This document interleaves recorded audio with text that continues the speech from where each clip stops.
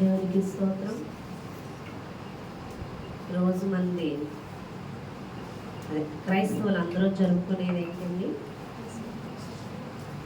ఏం పండుగ రోజు? ఈస్టర్. ఏం పండుగ? హల్లెలూయా. ఈస్టర్. ఈస్టర్ అంటే సజీవుడైన యేసయ్యను కలిగి ఉండుట, అదే పునరుత్థానము. హల్లెలూయా. ఆయన సజీవుడిగా మనం కలిగి ఉన్నాం యేసు ప్రభువాన్ని, అవునా కాదా? చూడండి, అపోస్తుల కార్యాలు చూసినట్లయితే 2వ అధ్యాయం 31లో ఉంది. అపోస్తులు 2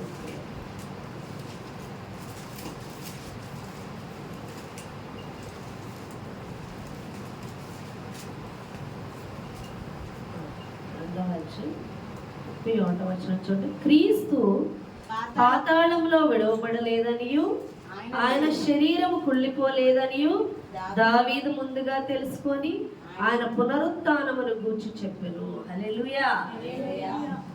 చూడండి, దావీదు ముందే ప్రవచించాడు ఏమని? క్రీస్తు పాతాళంలో విడవబడలేదు, ఆయన శరీరము కుళ్ళిపోలేదు. కానీ దావీదు శరీరం ఏమైంది? కుళ్ళిపోయింది. యేసుప్రభువాన్ని దావీదు కుమారుడా అని పిలుస్తారు, అవునా కదా?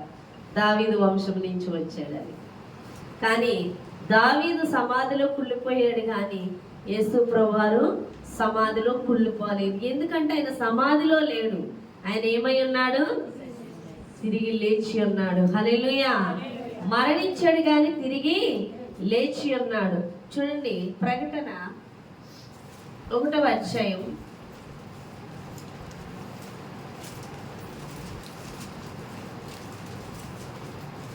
1వ అధ్యాయం 18వ వచనం చూడండి. 17, 18.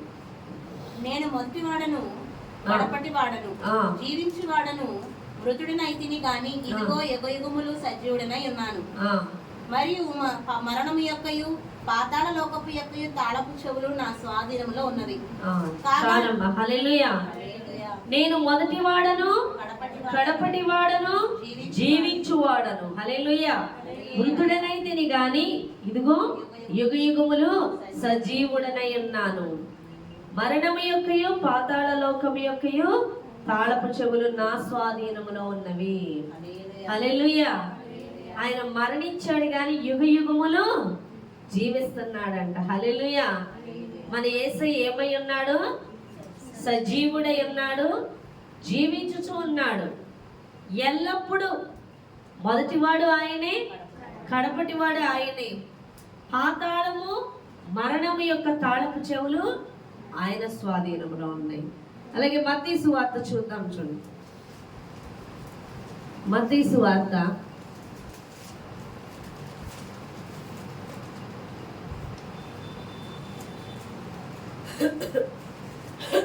28వ అధ్యాయం 1వ వచనం నుంచి చూద్దాం. విశ్రాంతి దినము గడిచిపోయిన తరువాత ఆదివారమున తెల్లవారుచుండగా మగ్దలేని మరియయు వేరొక మరియయు సమాధిని చూడవచ్చుని. ఇదిగో ప్రభుదూత పరలోకము నుండి దిగి వచ్చి రాయి పొర్లించి దాని మీద కూర్చుండెను. అప్పుడు మహాభూకంపం కలిగెను. ఆ దూత స్వరూపం మెరుపు వలె ఉండెను. అతని వస్త్రము హిమమంత తెల్లగా ఉండెను. అతనికి భయపడట వల్ల కావలి వారు వణికి చచ్చిన వారి వలె ఉండేది. దూత ఆ స్త్రీలను చూచి, మీరు భయపడకుడి, సిలువ వేయబడిన యేసును మీరు వెతుకుచున్నారని నాకు తెలియదు. ఆయన ఇక్కడ లేడు, తాను చెప్పినట్టే ఆయన లేచి ఉన్నాడు. రండి, ప్రభువును పండుకొనిన స్థలము చూచి త్వరగా వెళ్ళి ఆయన మృతుల్లో నుండి లేచి ఉన్నాడని ఆయన శిష్యులకు తెలియజేయుడి. హల్లెలూయా. మగ్దలేని మరి ఇంకో మరి వెళ్ళారంట. అక్కడికి వెళ్తే వాళ్ళు ఎక్కడ వెతుకుతున్నారు? సమాధిలో వెతుకుతున్నారు. అక్కడికి ఆల్రెడీ దూత వచ్చి చెప్తుందంట. దూత వచ్చి ఏమని చెప్తుంది? మీరు సమాధుల్లో వెతకండి, ఆయన లేచి ఉన్నాడు, ఆయన సజీవుడై ఉన్నాడు. వెళ్ళి ఆయన శిష్యులకి సువార్త చెప్పండి. ఎవరిని చెప్పమన్నారు? మరియని. సువార్త మొట్టమొదటిగా ఎవరి ద్వారా బయలు వెళ్ళింది? స్త్రీల ద్వారానే వెళ్ళింది. ఎవరి ద్వారా? స్త్రీలు సువార్త చెప్పకూడదు. మొదట స్త్రీల ద్వారానే వెళ్ళింది, ఇప్పుడు కూడా స్త్రీలే ఎక్కువ వాడబడుతున్నారు. హల్లెలూయా. పురుషుల కన్నా స్త్రీలే ఎక్కువ వాడబడుతున్నారు. ఇప్పుడు పురుషులు వెనకంజే ఉన్నారు, కానీ పురుషులు కదిలితే ఇంకా ప్రభావంగా పనిచేస్తుంది. ఎందుకంటే స్త్రీలని అణిచేవాళ్ళు పురుషులుగా ఉన్నారు, కానీ అదే పురుషులు అణిచేవారు స్త్రీలు ఉండరు కదా. హల్లెలూయా. కాబట్టి స్త్రీలే మొట్టమొదటగా సువార్తను ప్రకటించడం జరిగిందండి. హల్లెలూయా. చూడండి, యేసుప్రభువు వారు చెప్తున్న మాట 18వ వచనం 28వ అధ్యాయంలో, మత్తయి సువార్త 28వ అధ్యాయంలో 18, 19, 20 చదవండి. అయితే యేసు వారి యొద్దకు వచ్చి, పరలోకమందును భూమి మీదను నాకు సర్వాధికారం ఇవ్వబడి ఉన్నది, కాబట్టి మీరు వెళ్ళి సమస్త జనులను శిష్యులుగా చేయుడి, తండ్రి యొక్కయు కుమారుని యొక్కయు పరిశుద్ధాత్మ యొక్కయు నామములో వారికి బాప్తిజం ఇచ్చుచు, నేను మీకు ఏ ఏ సంగతులను ఆజ్ఞాపించుతున్నో వాటన్నిటిని గైకొనవలెనని వారికి బోధించుడి. ఇదిగో నేను యుగ సమాప్తి వరకు సదాకాలం మీతో కూడా ఉన్నానని వారితో చెప్పాను. హల్లెలూయా. యేసు ప్రభువు తర్వాత శిష్యులందరికీ కనబడతారు. మగ్దలేని మరియా వాళ్ళే చెప్పడం కాదు, కానీ తర్వాత ఆయన శిష్యులు అందరికీ ఆయన కనిపించి ఆయన చూపించుకుంటారు. చూడండి, ఆయన ఎంతగా వారి మీద ప్రేమ చూపించి దేవుడు మనమందరి మీద ఆయన లేచి ఉన్నానని కూడా మనకు బయలుపరుస్తున్నాడు.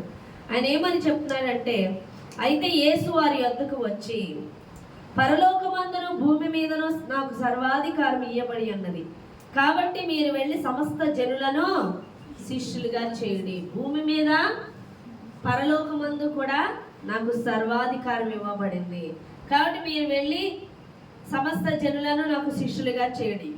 తండ్రి కుమార పరిశుద్ధాత్మ నామములో బాప్తిసం ఇవ్వండి. నేను చెప్పినవన్నీ పాటించమని చెప్పండి ఆజ్ఞలను. అంతేకాదు, యుగ సమాప్తి వరకు సదాకాలం మీతో కూడా ఉన్నాను. హల్లెలూయా. యేసు ప్రభువు వారు మరణించి మరణాన్ని జయించి తిరిగి లేచినట్లుగా ఈ ప్రపంచంలో ఇప్పటి వరకు, భూమి పుట్టినది మొదలుకొని ఇప్పటి వరకు ఎవరూ లేరు. ఉన్నారు అంటే అది యేసు ప్రభువారే అని చెప్పుకోవడం జరుగుతుంది. హల్లెలూయా. ఆయన మృతుడనైతిని గాని యుగ యుగములో సజీవుడై ఉన్నానని చెప్తున్నాడు. హల్లెలూయా. అయితే చాలా మంది యేసు ప్రభువారిని సజీవునిగా చూడరు, కానీ ఒక మృతునిగానే చూస్తారు. అందుకే చూడండి, ఒక పటం పెట్టి పటం దగ్గరికి వెళ్ళి మనం మాట్లాడుకోం. బ్రతుకున్న వ్యక్తులు మనతో ఉంటే, అవునా కదా, వాళ్ళ ఫోటోలు చూసుకోం, డైరెక్ట్ వాళ్ళు ఉంటారు, వాళ్ళతో మాట్లాడుకుంటాం. కానీ ఈరోజు చాలామంది క్రైస్తవులు ఏం చేస్తున్నారంటే, ఆయన సజీవుడై ఉన్నాడని ఎరుగని వారిగా మృతమైన క్రియలు చేస్తూ ఉన్నారు. అదే సమాధుల్లోకి వెళ్ళి ఎదుర్కొన్నట్టుగా ఈ దినమున చాలా మంది కూడా అవే పనులు చేస్తున్నారు.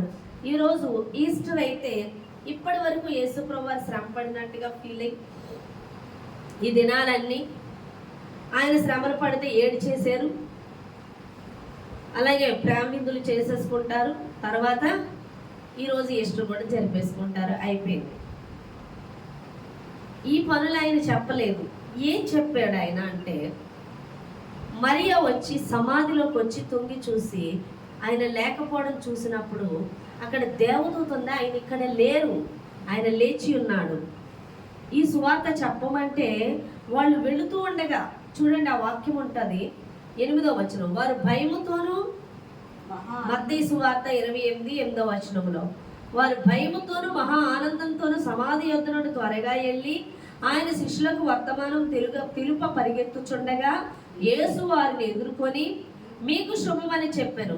వారు ఆయన యొద్దకు వచ్చి ఆయన పాదములు పట్టుకొని ఆయన మొక్కగా, యేసు భయపడకుడి, మీరు వెళ్ళి నా సహోదరులు గలిలేకి వెళ్ళవలనని వారు అక్కడ నన్ను చూతురని వారికి తెలుపుడను. హల్లెలూయా. యేసు ప్రభువారు ఏమని చెప్పమంటున్నారంటే, లేచి ఉన్నాను అన్న విషయం చెప్పమని దేవుడు మాట్లాడుతున్నాడు. మరి ప్రజలందరికీ కనబడి ఆయన శిష్యులందరికీ చెప్పనున్నమన్న సువార్త ఏంటి? మీరు వెళ్ళి ఈ విషయాన్ని ప్రకటించండి అని చెప్పారు. అంతేనే. నా సిలువేయడాలు, నా కోసం ఏడవడాలు చేయమని చెప్పలేదు. ఏం చేయమని చెప్పారు? సర్వ సృష్టికి వెళ్ళి నా సువార్తను ప్రకటించండి అని చెప్పారు. అర్థమవుతుందా? చాలామంది మనం చేయవలసింది ఏంటి అంటే, మన ప్రార్థనలు బట్టో మన పరిశుద్ధతను బట్టో మనకి దేవుడు కార్యాలు చేస్తాడని మనం అనుకుంటూ ఉంటాం. కానీ కాదు, దేవుడు సమస్తమును నెరవేర్చి ఉన్నాడు. ఆయన మీద విశ్వాసం ఉంచడం ద్వారానే మనం ప్రతిదీ పొందుకుంటాం. మొట్టమొదట ఆయన మన కోసం ఈ లోకానికి వచ్చాడని, నేను చెప్పే జాగ్రత్తగా పాయింట్స్ క్యాచ్ చేయి. మన కోసం ఈ లోకానికి వచ్చాడని, మన పాపముల నిమిత్తమైన మరణించాడని, ఆయన దేవుని కుమారుడని, మన పాపాల నిమిత్తం ఆయన రక్తం కార్చున్నాడని, ఆయన రక్తం మన పాపాల్ని కడుగుతుంది, ఆయన ద్వారా మనకు విమోచనని, ఆయన మరణించి తిరిగి లేచి ఉన్నాడని, అది మనము నమ్మినప్పుడు ఆయన యందు విశ్వాసం ఉంచిన వారందరూ కూడా ఆయన యొక్క రాకడలో ఎత్తబడతారు. ఆయన యందు విశ్వాసం ఉంచిన వారు కూడా మృతులైనప్పటికీ వారు కూడా లేపబడతారు. పునరుత్థానమందు వారు కూడా లేపబడతారన్న విషయము నువ్వు నమ్మినప్పుడే దాన్ని పొందుకుంటావు. హల్లెలూయా. అది నమ్మినప్పుడు, నువ్వు పొందుకున్నప్పుడు అది చెప్పకుండా నువ్వు ఉండలేవు. అర్థమవుతుందా? నీ పాపములన్నీ క్షమించబడ్డాయి ఎవరి ద్వారా? యేసు ప్రభు ద్వారా అని నమ్ముతున్నావా? నీవు మరణించినప్పుడు మరణాన్ని జయించి లేపిన యేసునందు విశ్వాసం ఉంచడం ద్వారా నీవు కూడా లేపబడతావని నమ్ముతున్నావా? ఈ విషయము నువ్వు నమ్మినప్పుడు అది పొందుకుంటావు. పొందుకున్న నీవు ఇది చెప్పక మానలేవు. ఇది నువ్వు చెప్పక మానలేవు. ఇది చెప్పమని దేవుడు చెప్తున్నాడు. అయితే ఎవరైతే నమ్మరో వారు ఆ పాప క్షమాపణ పొందుకోలేరు, వాడు పునరుత్థానమందు లేపబడరు. అర్థమవుతుందా? నమ్మిన వాళ్ళే పొందుకుంటారు, లేపబడతారు. ఈ పొందినకున్న వాళ్ళు చెప్పకుండా ఉండలేరు. హల్లెలూయా. అనగా యేసు ప్రభువారు అంటున్నారు, నన్ను చూశారుగా లేపబడ్డం, ఇది ప్రకటించండి అంటున్నాడు. మీరు నమ్ముతున్నారా ఆయన లేపబడ్డాడని? అది ప్రకటించాలి. అయితే అది ఏ దేవుడు చెప్తున్న మాట.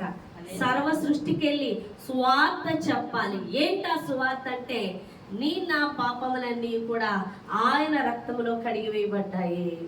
ఆయన యందు విశ్వాసం ఉంచిన వారికి పాపముల నుండి విమోచనే కాకుండా మరణము నుంచి విడుదల, పునరుత్థానములో కంటే మనము సజీవులుగా మరలా లేపబడతాం ఆయన యందు విశ్వాసం ఉంచిన వారు. ఈ సువార్త మనం అందరికీ ప్రకటించవలసి ఉన్నది అని దేవుడు మాట్లాడుతున్నాడు. ఒక వ్యక్తి అయితే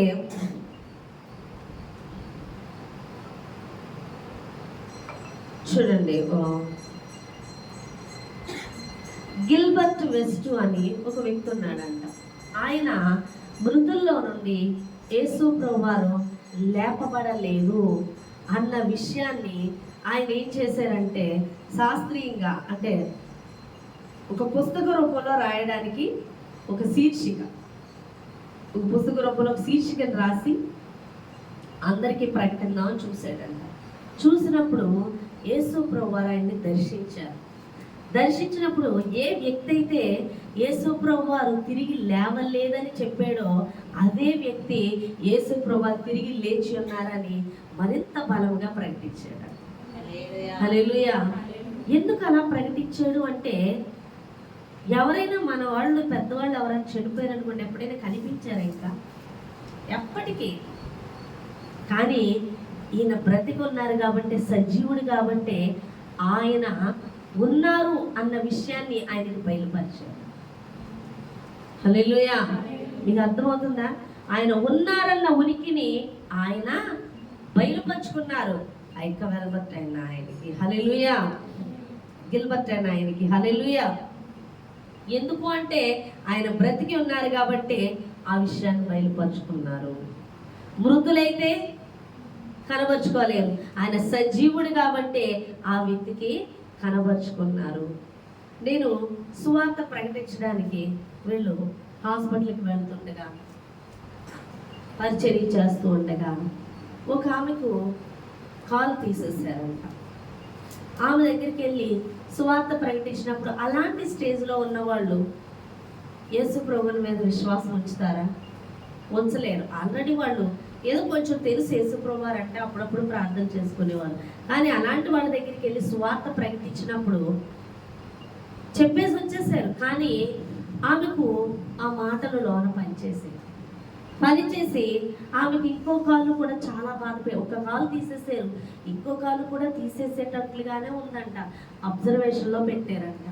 ఆ కాలు చాలా బాధ పెడుతుంటే ఆవిడ ఏడుస్తూ ప్రార్థన చేసిందంట. ప్రార్థన చేసినప్పుడు ఆమెకు దేవుడు వచ్చి, అంటే ఒక డాక్టర్ వచ్చి, ఒక ఓడలోంచి వచ్చినట్లుగా అక్కడ ఒక తలుపు ఉందంట, అందులోంచి వచ్చినట్లుగా వచ్చి ఇంజెక్షన్ చేశారంట కాలుకి. ఆమె డాక్టరే చేశాడు అనుకుంటుందంట. కానీ లేచి చూస్తే అక్కడ డాక్టర్ లేరు, ఎవరో లేరు. కానీ కాలు నొప్పి తగ్గిపోయిందంట. ఉదయానికి కాలు తీసేయాలనుకున్న వాళ్ళు కాలు చూసి అవసరం లేదా, మీ కాలు బాగానే ఉంది అని చెప్పారంట. హల్లెలూయా. వీళ్ళు ఎప్పుడైతే ఈ వాక్యం వారికి చెప్పారో, ఆయన సజీవుడే అన్నాడు వీళ్ళు చెప్పారు, మిగతా కార్యం ఎవరు చేశారు? ఆయన చేశాడు. ఎందుకంటే ఆయన మరణించలేదు, ఆయన సజీవుడే ఉన్నాడు. కాబట్టి వీళ్ళు సువార్త చెప్పి వచ్చేసాక దేవుడు అక్కడ పనిచేయడం మొదలు పెట్టాడు. అందుకే దేవుడు అంటున్నాడు, మీరు సువార్త ప్రకటించండి. మీరు ఎక్కడెక్కడ ప్రకటించి వచ్చేస్తారో అక్కడ వారి హృదయాల్లో వారు నమ్మడం మొదలు పెట్టినప్పుడు వాళ్ళలో పని నేను మొదలు పెడతానని దేవుడు మాట్లాడుతున్నాడు. పని ఆయన చేయకపోతే నువ్వు నేను చెప్పిన సువార్త ఎవరిలోని పని చేయదు. మనం అనుకుంటాము సువార్త చెప్పాలంటే నేను చెప్పే మాటలు వాళ్ళు వింటారా, నేను చెప్తే వాళ్ళు నమ్ముతారా, నేను చెప్తే వాళ్ళు వస్తారా, నా వల్ల కాదులే, అంత పని జరగదులే, అది జరగదులే, వాళ్ళు నమ్మరులే అని నువ్వు మాట్లాడుకుంటావు. దేవుడు అవన్నీ మాట్లాడట్లేదు. వాళ్ళు నమ్ముతారా లేదా, వాళ్ళు వస్తారా లేదా, వాళ్ళు విశ్వసిస్తారా లేదా, వాళ్ళు దేవుని వెంబడిస్తారా, ఇవన్నీ వద్దు, ప్రకటించండి అని దేవుడు మాట్లాడుతున్నాడు. నువ్వు ప్రకటించిన చోటల్లా ఆయన జీవం బయలు వెళుతుంది, ఆయన శక్తి బయలు వెళుతుంది, ఆయన బలమైన కార్యాలు అక్కడ చేస్తాడు. హల్లెలూయా. ఎంఐ ప్రాంతం గుండా ఇద్దరు వ్యక్తులు వెళుతూ దేవుని గురించి మాట్లాడుకుంటే వారి మధ్యకి ఎవరు వచ్చేసారండి? లూకా సువార్తలో ఉన్నాడా లేదా? వచ్చేసారా లేదా? యేసుప్రభు వారు వచ్చేసి వారితో మాట్లాడుతూ వెళ్తున్నాడు. వాళ్ళు లేఖనాల విషయాలు తప్పుగా మాట్లాడుకుంటున్నారు వాళ్ళకి తెలియక. కానీ ఆ లేఖనాలు అలా లేదు, ఇలా ఉందంటూ వాళ్ళకి సర్వసత్యాన్ని బయలుపరిచాడు యేసుప్రభు. ఎందుకని? ఆయన చనిపోయాడు కాబట్టి, లేడు కాబట్టి, ఆయన బ్రతికి ఉన్నాడు, ఆయన సజీవుడై ఉన్నాడు కాబట్టి వాళ్ళకి ఆ సంగతులు బయలుపరుస్తూ వస్తున్నాడు. హల్లెలూయా. మన దేవుడు మాట్లాడతాడు. వాళ్ళిద్దరూ కూడా మాట్లాడుకుంటూ చర్చించుకుంటూ ఉన్నప్పుడు వాళ్ళు పొరబడుతున్నారు లేఖనాలు, వాళ్ళు తప్పుగా చెప్పుకుంటున్నారు, వాళ్ళు తప్పుగా అర్థం చేసుకుంటున్నారు. వెంటనే వారి మధ్య యేసుప్రభు వారు వచ్చి వాళ్ళని సరిచేయడం మొదలు పెట్టాడు. హల్లెలూయా. నువ్వు అపోహ ఏంటంటే, నేను చెప్పింది నాకు అర్థం అవుతా, నేను చెప్తాను, నీకు అవన్నీ వద్దు, దేవుడు చెప్పిన దానికి లోబడు. చెప్పమన్నాడు చెప్పు, మిగతా కార్యం దేవుడు చూసుకుంటాడు. నాకు తెలియదు ప్రభా, నువ్వు చెప్పమన్నావు, నేను చెప్పాను, ఇక నువ్వే కార్యం జరిగించని ప్రార్థన చేయాలి, నువ్వే వారి హృదయాలు కట్టని ప్రార్థన చేయాలి.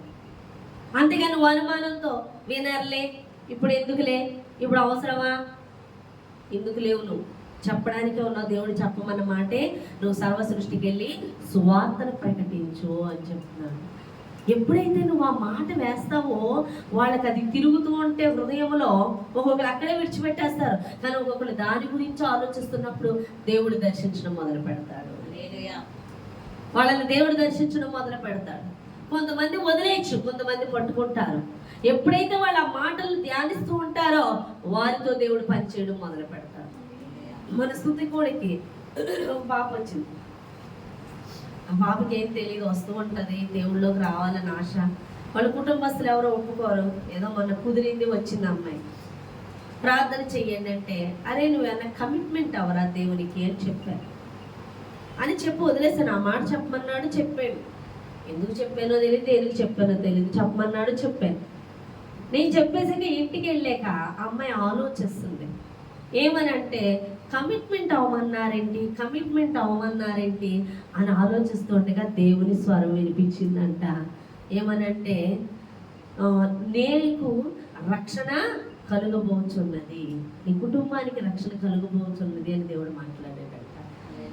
ఏంటి అలాగా మాట్లాడాడని అడిగితే, అవునురా నీ కుటుంబానికి దేవుడు రక్షణ ఇస్తాడు అంటే మీ కుటుంబాన్ని అంతటినీ దేవుడి సన్నిధికి నడిపిస్తాడు, రక్షణలోకి నడిపిస్తాడు అని దేవుడు మాట్లాడుతున్నాడు. ఎందుకంటే అమ్మాయి ఆశ ఏంటంటే దేవుడి సన్నిధికి రావాలని, కానీ కొన్ని కుటుంబ సభ్యులు రానివ్వట్లేదు. కానీ ఎప్పుడైతే సమర్పణ ఏంటని ఆలోచన మొదలు పెట్టిందో దేవుడు అంటున్నాడు నీ కుటుంబానికి రక్షణ కలుగ చేస్తానని మాట్లాడుతున్నాడు. హల్లెలూయా. ఎందుకంటే దేవుడు అంటున్నాడు పాతాళము పరలోకము మీద, పరలోకమందు భూమి అందు తాళపు చెవులు అధికారం ఆయనకి ఇవ్వబడింది. తాళపు చెవులు ఇవ్వబడ్డాయి అంటే ఆయనకు అధికారం ఇవ్వబడింది. కాబట్టి ఈ లోకాన్ని దురాత్మలు ఏలుతుండగా వాటి దగ్గరున్న అధికారం ఎవరు తీసుకున్నారు? మనకి ఇచ్చిన అధికారం ఎవరు తీసుకున్నారండి? మనకి ఇచ్చిన అధికారం ఎవరు తీసుకున్నారు? ఆదాము అవ్వకి అధికారం దేవుడు ఇచ్చాడు, అవునే కదా? శాతం తీసేసుకుందా లేదా?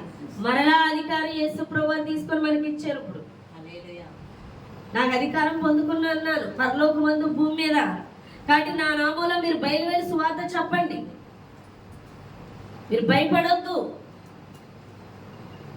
నేను మృతుడినైతే కానీ యుగ యుగములు సజీవుడనే ఉన్నాను, సదాకాలము మీతో ఉంటాను. సదాకాలము మనతో ఉంటాడంట. ఆయన అధికారం ఇవ్వబడిందంట, ఆ అధికారం మనకి ఇచ్చి ఉన్నాడు. కానీ మీరు భయపడొద్దు, మీరు సువార్త ప్రకటించాలి. ఏ సువార్త? ఆయన సజీవుడై ఉన్నాడని. చాలా మందికి దినాన రోగులకి స్వస్థత వస్తుందని చెప్తాం. ఎందుకు వస్తుంది స్వస్థత? రోగులు కానీ అప్పులోళ్ళు కానీ సమస్యలు కానీ ఏది కలిగినా అది కలుగ చేసిందే అపవాది కలుగ చేస్తుంది, అవునా కదా? ఎలా కలుగ చేస్తుందని ఒక మాటలో చెప్పాలంటే, దేవుడు ఆదాము అవ్వని సృజించినప్పుడు సమస్తము ఏదేను వనంలో పెట్టే వాళ్ళిద్దరిని సృష్టించాడు. సమస్తము పోగొట్టుకున్నది ఎవరి వల్ల పోగొట్టుకున్నది? ఎవరి వల్ల పోగొట్టుకున్నది? అపవాది మాటలు విని దానికి లోబడటం వల్ల సమస్త ఆశీర్వాదాన్ని కోల్పోయారు, దేవుడిచ్చిన అధికారాన్ని కోల్పోయారు.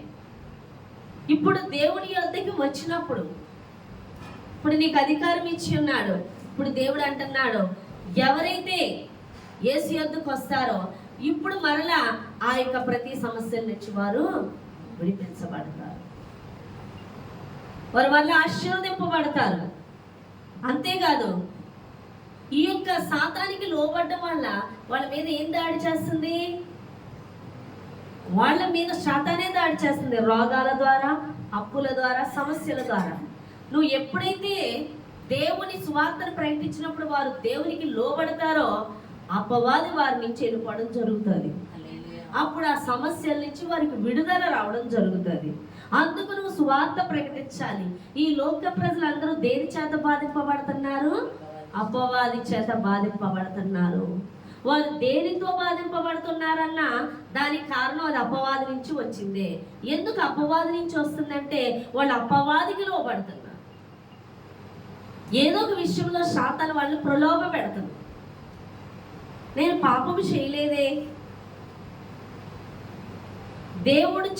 దేవుడు పెట్టంది శాతాను పెట్టిన ఈ లోకంలో చాలా ఉన్నాయి. అవన్నీ చేస్తున్నప్పుడు పాపము చేయించి ఆ పాపం వల్ల వచ్చే జీతం మరణం కూడా అదే తీసుకొస్తుంది. అర్థమవుతుందా మీకు? ఏది చేయకూడదో అవన్నీ పనులు చేయిస్తూ ఆ చేయడం వల్ల వచ్చే పాపము వల్ల వచ్చే మరణాన్ని కూడా శాతానే తీసుకొస్తుంది. అది లోబడేలా శాతానికి సాతానే చేస్తుంది. అటువంటి వారి వద్దకి వాక్యాన్ని మనం మోసుకొని వెళ్ళాలి. వారిని ఆ బంధకాల నుంచి విడిపించాలి.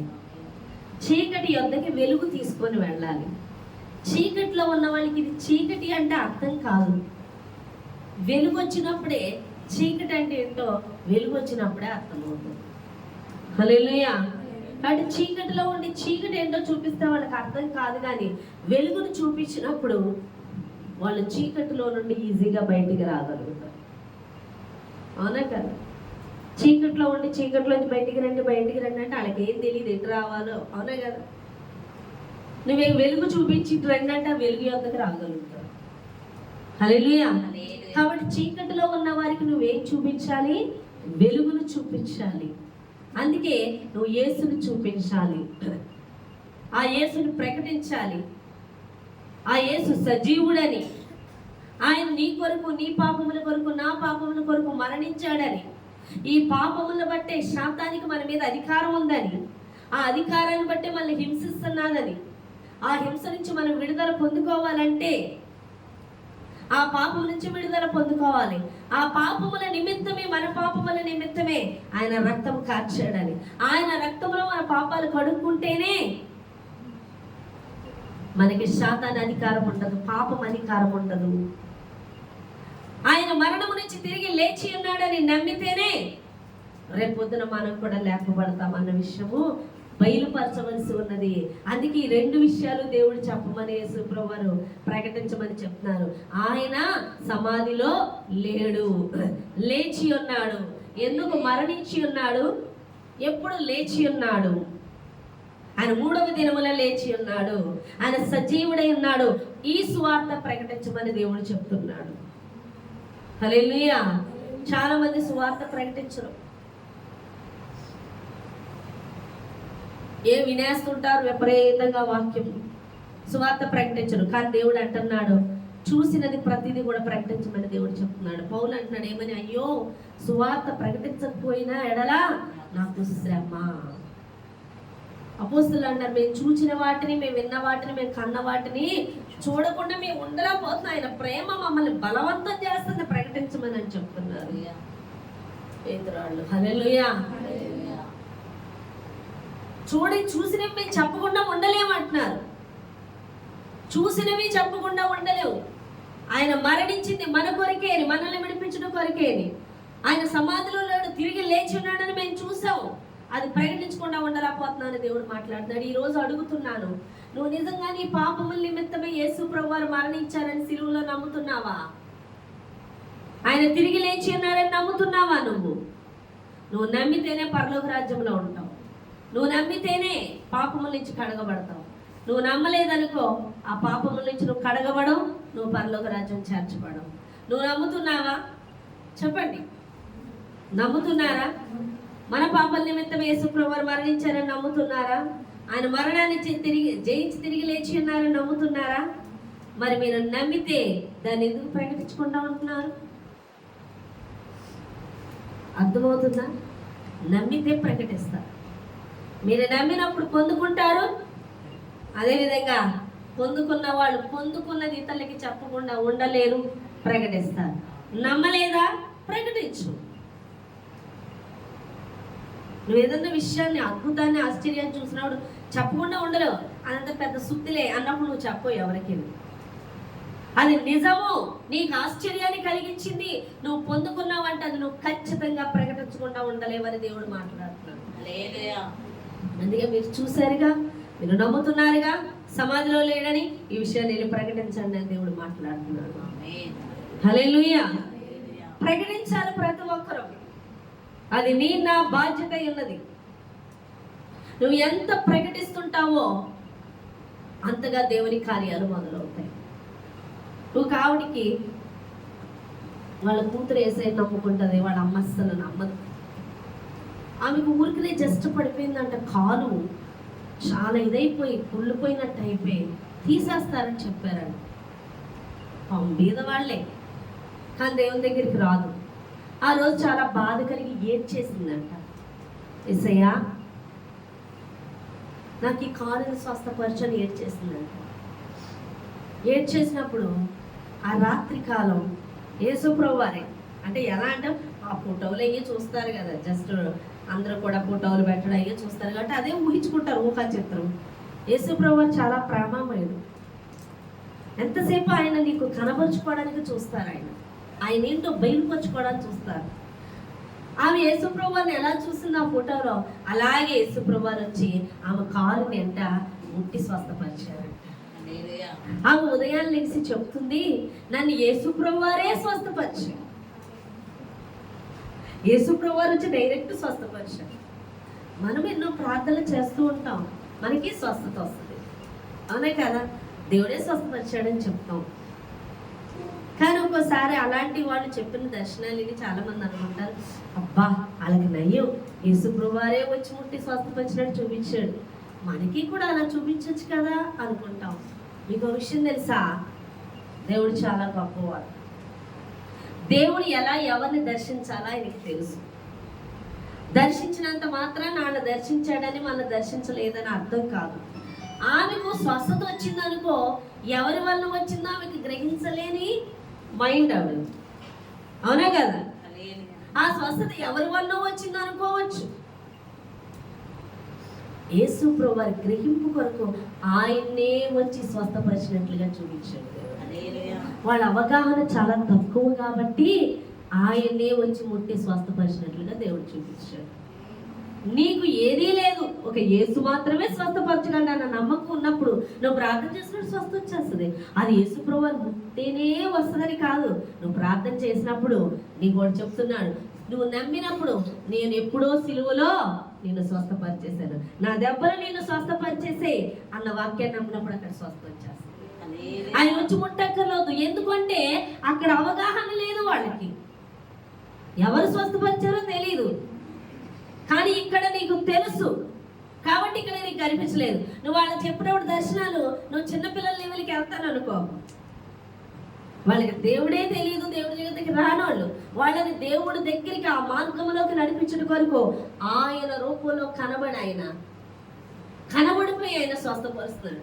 అప్పుడు నన్ను యేసయ్య స్వస్థపరిచాడని వస్తుంది. కానీ నీకు తెలుసు ఆయన స్వస్థపరచు యెహోవా అని. అప్పుడు నీకు ఆయన రూపంలో వచ్చేన అవసరం లేదు, నువ్వు ప్రార్థన చేసినప్పుడు స్వస్థ ఇచ్చాడు, అప్పుడు నువ్వు చెప్తూ స్వస్థత వచ్చిందని. కానీ నువ్వు అనుకుంటావు, అబ్బా వాళ్ళకి అలా కనిపించాడు, నాకు ఇలా కనిపించలేదేంటి, నన్ను దర్శించలేదేంటి, నేను పాపిన అంటే నువ్వు పాపి అని కాదు, నీకు తనకి ఇంకా అవగాహన ఉంది. అవునంట, పిల్లలు ఇంత పిల్లలే ఉంటారు, ఇంత పిల్లలు ఉంటారు. ఏదైనా చిన్న కాలం వచ్చింది, అవునా కదా. చిన్నపిల్లల్ని అయితే తండ్రి ఎత్తుకొని మరీ దాటేస్తాడు, పెద్ద పిల్లలు అయితే దాటి అంటారు, ఇంకొంచెం దాటలేని వాళ్ళు అయితే చెయ్యందిస్తారు. ఎత్తుకొని దాటించారు, నన్ను అలా ఎత్తుకోగలరంటే చిన్నపిల్ల దాటలేదు, తండ్రి ఉండాలి, నువ్వు పెద్దదానివి దాటగలవు. అలా నీ మీద ప్రేమ లేదని కాదుగా, హల్లెలూయా. అలాగే అవగాహన లేనోళ్ళు, ఎవరి ద్వారా స్వస్థత పొందుకున్నామో తెలియని వాళ్ళకి ఆయన స్వస్థపరిచేయడాన్ని నిరూపించుకోవడానికి దేవుడు కనబడతాడు. అది చూసి దేవుడు వాళ్ళని దర్శించాడు, నాకెప్పుడు కనపడమేంటయ్యా అని అడుగుతూ ఉంటారు. హల్లెలూయా. నువ్వు నమ్మితే చాలు, సదాకాలం నీతో ఉన్నాడు ఆయన. నమ్మి నువ్వు సువార్త ప్రకటించాలని దేవుడు మాట్లాడుతున్నాడు. నేను ఉదయం రెడీ అవుతుంటే మెసేజ్ ఇచ్చినప్పుడు దేవుడు అంటున్నాడు, ఈ వాక్యం ఎక్కడైతే మీరు గుర్తుతూ ఉంటారో అక్కడ నేను పని చేస్తూ ఉంటాను, ఎందుకంటే నేను సజీవుడనే ఉన్నాను. మీరు సువార్త చెప్పి ఈరోజు చేస్తారేమో, కానీ అక్కడ పని నేను మొదలు పెడతానని దేవుడు మాట్లాడు, ఎందుకంటే ఆయన సజీవుడై ఉన్నాడు. ఇలా చెప్తుండగా ఒక కుమార్తెను దేవుడు జ్ఞాపకం చేశాడు.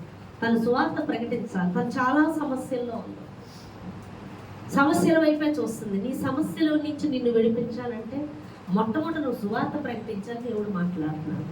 సరే, ఆ మాట చెప్తాను. ప్రేయర్ అయిపోయి నేను అన్నాను, అరే దేవుడు నీ గురించి ఉదయం నేను రెడీ అవుతున్నాడు, దేవుడు మాట్లాడాడు, నీకు సువార్త ప్రకటించమంటున్నాడు, నువ్వు ప్రేయర్స్కి వస్తున్నావు, అది పరిచర్య అనుకోకు, నీకన్నా ఎక్కువ ప్రేయర్స్కి ఒక ఆవిడ వచ్చింది, ఈజీగా పడిపోయింది. నాకు కూడా ప్రేయర్కి వచ్చేసినంత మాత్రాన పరిచర్య చేసేస్తున్నాడు ఫీల్ అవ్వద్దు, సువార్త ప్రకటించాలి అని దేవుడు చెప్తున్నాడు. అంటే నాకు చెప్పాడు ముందే అంట, నాతో అదే మాట్లాడాడు దేవుడు. ఎలా అంటే, రాత్రి నాకు కళ వచ్చింది. ఆ కళలో నేను కలిపి తోటలోకి వెళ్ళాం. ఒక తోటకి వెళ్ళామంట.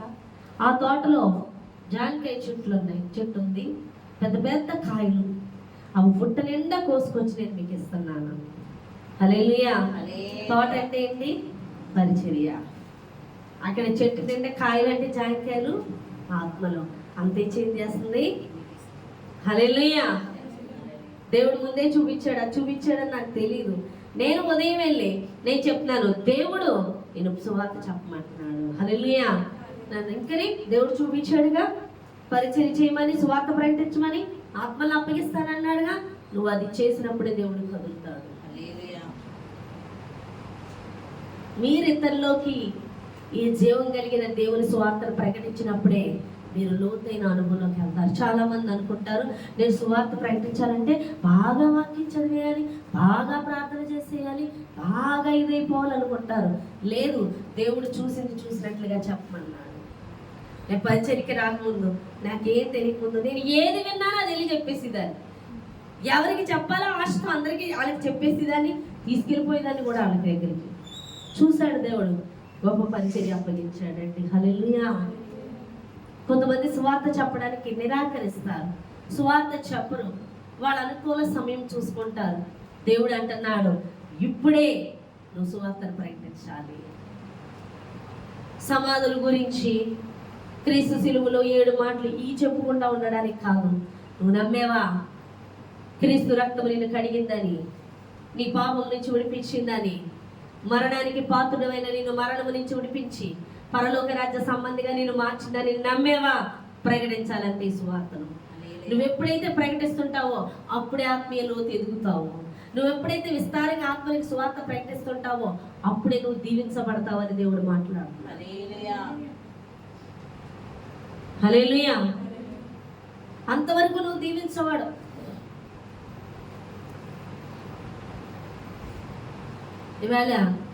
వీళ్ళ మదర్లో ఉంది, అక్కడ పరిచయకి వచ్చారు. ఆమెకు నేను చెప్పాను, ఒక చోట పరిచర్య ఓపెన్ చేస్తున్నాం. నాకు దేవుడు అన్నాడు, తనకి అప్పచెప్పి పంపించమన్నారు, బాధ్యత అప్పగించమని. మీరు బాధ్యతగా చేయాలి, మిమ్మల్ని పంపిస్తున్నాను ఇక్కడికంటే. సరే అండి మమ్మీ గారు అని చెప్తే పంపించాను. నాతో దేవుడు మాట్లాడాడు, అక్కడ తనను వాడుకుంటానని, అక్కడి నుంచి పరిచర్య బాధ్యత ఏంటో తనకి తెలియచేస్తానని. నేను ఫోన్ చేసి అన్నాను, ఎలా ఉంది అంటే ఏడుస్తున్నాను. పరిశుద్ధాత్మ కుమ్మరింపు ఇక్కడ మామూలుగా లేదు, ఇక్కడ చాలా పరిచర్య ఉంది మమ్మీ గారు, నాకు దేవుడు ఎంత ధన్యత ఇచ్చాడు అని ఏడుస్తున్నావు. నేను అన్నాను, ఇదే పరిచర్య కొనసాగించండి. దేవుడు మీకు దర్శనం చూపించాడుగా, మీరు లిఫ్ట్ ఎక్కినప్పుడు ఆత్మలను అప్పగించినట్లు తెచ్చి పాత్రల్ని, ఇప్పుడు అది కొండ మీద పరిచయం మీరు వెళ్ళాలంటే. అప్పుడు చాలా సంతోషించింది. అయితే ఆమెకు ఇప్పుడు కాదు, ఎప్పటి నుంచో పరిచర్య గురించి మాట్లాడుతున్నాను. కానీ తను ఎంతసేపు ఏం చేస్తుందంటే తన గురించి, తన ఇంటిని గురించి ఎక్కువ ఆలోచిస్తుంది. అయితే రాత్రి దర్శనం వచ్చింది, కళ వచ్చిందంట. ఆ కళలో ట్రైన్ ఎక్కడానికి తన పిల్లలు ఉన్నారు, కానీ టికెట్కి డబ్బులు లేవు. టికెట్కి డబ్బులు లేవు అని ఎవరి పిల్లల్ని అడిగి అదే డబ్బులు టికెట్ తీసుకోవడానికి వెళ్ళిందంటే, కానీ ఆ డబ్బులు చాలేదంట. తెచ్చారు కానీ టికెట్లు, ఇంకా డబ్బుల కోసం చూస్తుంటే వాళ్ళ నాన్నగారు వచ్చి డబ్బులు తెచ్చేస్తున్నారంట. ఇవిగో మా డబ్బులు ఉన్నాయంటే, నాన్న నువ్వు వస్తావా, నీకు టికెట్ తీసేస్తానంటే నవ్వుతున్నారంట. అంతేకాదు వాడి చిన్న కుమార్తె దగ్గర కూడా బోలే డబ్బులు ఉన్నాయంట. చూస్తే వెళ్ళి నువ్వు బేకరీ ఉంటే అక్కడ క్రీమ్ బన్ తీసుకురా అని చెప్తుందంట. చూడండి, ఎప్పుడైతే పరిచర్యకి సిద్ధపడుతుందో గుప్పిళ్ళు నింపడం మొదలు పెట్టాడు. ఈ విషయం చాలా మందికి తెలియదు. మనం ముందు అడుగు వేయాలి. మనం అంటాం అన్ని నాకు సమకూర్చిపెట్టి నేను అప్పుడే వెళ్తాను. నువ్వు ముందు అడుగు పెట్టు, అప్పుడు నా దీవెనేటో చూస్తాను దేవుడు మాట్లాడు. పరిచర్లో మామూలు దీవెన ఉంటుందా? నువ్వు కష్టపడేదానికి జీతం ఎంతో నాకైతే తెలియదు, కానీ దేవుడి పనిలో ఏ దినానికి ఎంత కావాలో అంత ఇవ్వగలడు. ఈరోజు 10,000 అయితే 10,000 ఇస్తాడు, ఈరోజు 10 రూపాయలు అయితే 10 రూపాయలు ఇస్తాడు, 1,00,000 రూపాయలు అయితే 1,00,000 రూపాయలు ఇస్తాడు. అందుకే పరివాడి జీతానికి పాత్రుడు కాదు. మనకి జ్ఞానం ఉండదు. దేవుడు ఏమంటున్నాడంటే, మీరు ఫలించి అభివృద్ధి పొందండి, మీరు విస్తరించండి అంటే మనం దేన్ని విస్తరింపజేస్తున్నాం?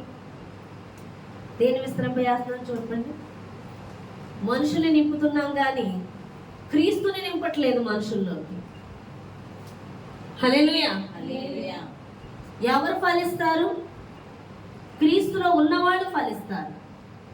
ఫలింపు అంటే ఇక్కడ బాగా పిల్లలుగా జనాల్ని పెంచడం కాదు, జనాల్లోకి క్రీస్తుని నింపాలి. ఈ పని ఎవరు చేస్తున్నారు? ఆత్మీయ బిడ్డల కనాలి, శారీరక బిడ్డలు కాదు. కాబట్టి పరిచర్యకి మనం సిద్ధపడినప్పుడు దేవుడే మనకు కావాల్సినవన్నీ మన యొద్దకు తీసుకొస్తాడు. ఆ విషయం చాలా మందికి తెలియదు. ఇక్కడ పరిచర్య అప్పగిస్తుంటే దానికి కాలదనుకొని, ఆ ఉన్నత స్థితిని కాలదనుకొని ఓ లోకంలోకి పరుగులెత్తుతూ ఉంటారు. దేవుడు సదాకాలం ఎవరికి తోడుగా ఉంటాడు, ఎవరిని ఆత్మీయ లోతు నడిపిస్తాడు, ఎవరిని దీవిస్తాడు అంటే ఎవరైతే తమ పనుల మీద నిమగ్నమై ఉంటారో, ఇంకా అదే వాళ్ళ జీవితంలో కూడా వాళ్ళు కాదు, ఎవరైతే తమ దృష్టి ఎక్కువ దేవుని స్వార్థను ప్రకటించాలని ప్రయాస పడుతుంటారో వాళ్ళ పక్షాన దేవుడు బలంగా కదులుతాడు. హల్లెలూయా. దేవుడు మగ్దలేని మరి చూసినట్టు వెంటనే ప్రకటించమన్నాడు. ఈ రోజు నువ్వు నమ్మిన ప్రతి విషయాన్ని ప్రకటిస్తున్నావా? ఈ రోజు నువ్వు చూసిన ప్రతి దర్శనాన్ని, ప్రతి కళను ప్రకటిస్తున్నావా? దేవుడు ప్రతి దినం నీతో మాట్లాడింది ప్రకటిస్తున్నావా? నీతో ప్రతి వారం దేవుడు మాట్లాడి నేను దర్శిస్తున్న ప్రత్యక్షతల గురించి మాట్లాడుతున్నావా? ఏది చూస్తే అది నింపమంటున్నాడు దేవుడు లోకంలోకి వెళ్ళి. హల్లెలూయా. అవునే కదా? చిన్న చిన్న ఎవరన్నా రీల్స్ చేస్తున్నారు, అవునా కదా? ఏదో ఒక షార్ట్ ఫిల్మ్ అని, అది యేసుప్రభు వారి గురించి అవ్వచ్చు, లోకాలు ఏదైనా యూట్యూబ్లో పెట్టేస్తున్నారు. అదేమవుతుంది? అందరి హృదయాల్లోకి వెళ్ళిపోవాలని వాడికి ఒక థాట్ కలిగితే దాన్ని ఒక షార్ట్ ఫిల్మ్ రూపంలోనో ఒక ఏదో ఒక రూపంలో చేసేసి యూట్యూబ్లో పెట్టేస్తున్నారు. అది వెళ్ళిపోతుంది. అది ప్రజలకు ప్రయోజనం అని నేను అనుకోను. అది కొంతమంది జీవితాన్ని పాడు చేసే విధాలుగా కూడా తీసుకెళ్తాయి. కానీ దేవుడు నీకు పెట్టింది మైండ్లో నువ్వు పంపిస్తున్నావు బయటికి, అది ఎంతో మంది జీవితాలు కడుతుంది, అది ఎంతో మంది కుటుంబాలను కడుతుంది, అది ఎంతో మంది జీవితాలను ఆశీర్వాదంలోకి నడిపిస్తుంది. అటువంటి వాక్కును వెంటనే వెతుకుతున్నావా? యూట్యూబ్లో ఉన్న పనికి మళ్ళీ అన్ని షేర్లు చేసుకుంటాం, స్టేటస్లు పెట్టుకుంటాం. కానీ నీకు కలిగిన ప్రత్యక్షతలు దేవుడి నువ్వు ప్రకటిస్తున్నావా? అదనే కొరకు జీవాన్ని కలుగజేస్తుంది. యూట్యూబ్లోనే అంత స్పీడ్గా పెట్టి స్ప్రెడ్ చేస్తుంటే జనాలకి నువ్వెంత ఫాస్ట్గా చెప్పవలసి ఉన్నది ఆలోచించు. అలా చెప్పే వారికి మరింత పని అప్పగిస్తాడు. అలాంటి వారికి ఇంకా మర్మాలు నీకు ఇచ్చిన మర్మాలు నువ్వు బయటికి బయలుపరుస్తూ ఉంటే ఇంకా నీకు మర్మాలు ఇస్తాడు దేవుడు, ఇంకా లోతు నడిపిస్తాడు. నీకేది అడ్డుగా ఉందో దాన్ని సరళపరిచేస్తాడు. నువ్వు సువార్త ప్రకటిస్తున్నప్పుడు నీకు సమస్యలు వస్తున్నాయా? నీకు ఆర్థిక ఇబ్బందులు వస్తున్నాయా? నీకు శత్రువులు ఉన్నారా? నిన్ను డిస్టర్బ్ చేస్తున్నారా? నీకు ముందుగా వెళ్ళి మెంటగానున్న మార్గాన్ని సరళపరుస్తాడు.